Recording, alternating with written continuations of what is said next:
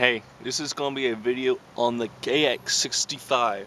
Now this video would be good if you're looking to buy one, or if you're looking to sell one and you can show this to your buyer.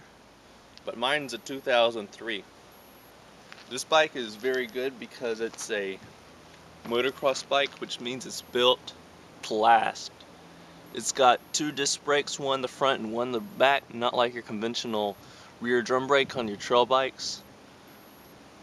It's got hydraulic brakes, which takes either .4 or .3 fluid, and it's got a 65cc 2-stroke engine giving out about 15 horsepower, which in my opinion is around 65cc the best weight to horsepower ratio. So I'll start it up and show you what it does. I would recommend this bike to anyone looking for their first motocross bike or their second dirt bike. It's a great move up from the XR50, and it's a good introduction to how to use your clutch. And anyway, this is a 6-speed gearbox, which basically gives a gear for every situation you would arrive at.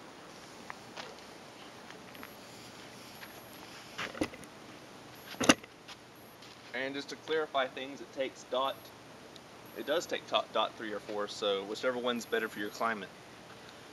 And I'll make a review on this later. This is a DV snorkel, and if you want to see what that's all about, you can look at another one of my videos. But I'll start it up and show you what it does.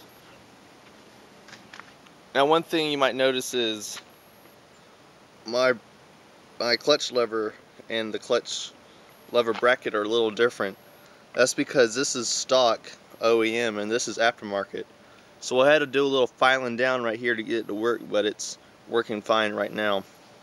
It does bottom out, which the lever that was on there did do earlier. But it's bottoming out right where the clutch is releasing all the way, so there's no problems, and it's grabbing all the way.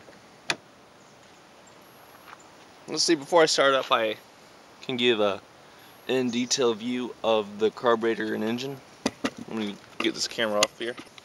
It's got a McCuney carb around I believe 25mm, reed valves, and an NGK spark plug, which is common on all Japanese bikes. I've had this bike for a year and I've only had to change a spark plug once. It's water cooled because it's a motocross bike. Most motocross bikes are water cooled at this point in time, and including the early 2000s when this was made. It's got a small radiator. It's only on the left side of the bike, and on the right side you have what appears to be maybe something behind here, but there's nothing. So this is just to keep, debris out of this area. And everything's fine. I've never had to, completely replace the fluid in here. Just maybe drain it and then add some, but I never had it leak. You have a header, maybe about 7 inches long, starting to connect to the expansion chamber right here. And then you have the, it condenses into the stinger right there. So it's a really powerful power band on such a small motor. And then I have this, muffling device here. Like I said, front and rear disc brakes. This thing will stop on a dime, man. You could do endos, stoppies, whatever you want to call them on this. Stiff suspension, for me, and then it's adjustable for your smaller riders.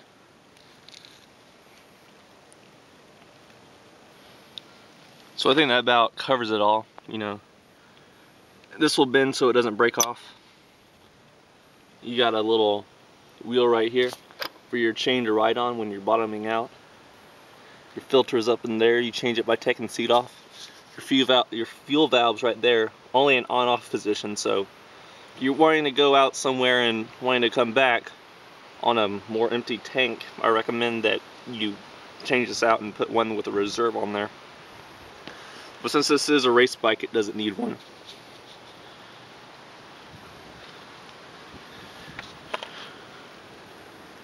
And carburetor bowl looks like it has one bolt at the bottom for changing jets easier. I never had to change the jets, so I wouldn't really know.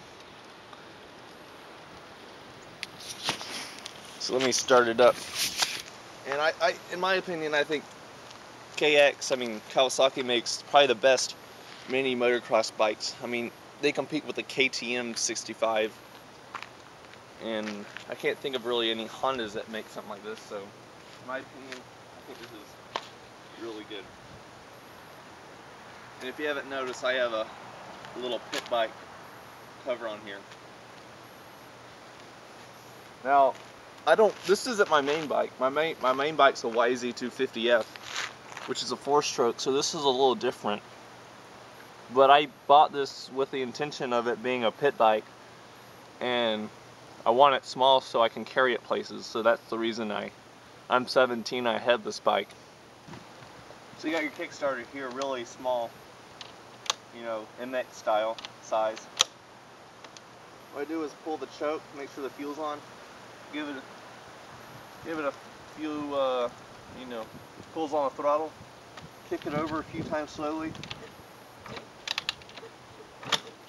and then you usually just kick it. It's pretty warm out here, so I can probably take off the choke. Maybe idle it up a little bit.